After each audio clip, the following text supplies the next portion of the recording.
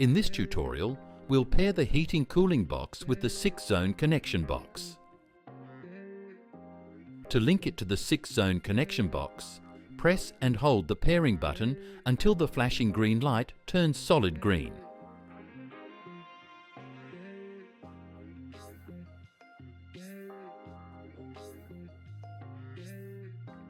Now put the connection box into RF mode. Hold down the OK button until Zone 1 starts flashing red. Move to Zone 3 with the right arrow key.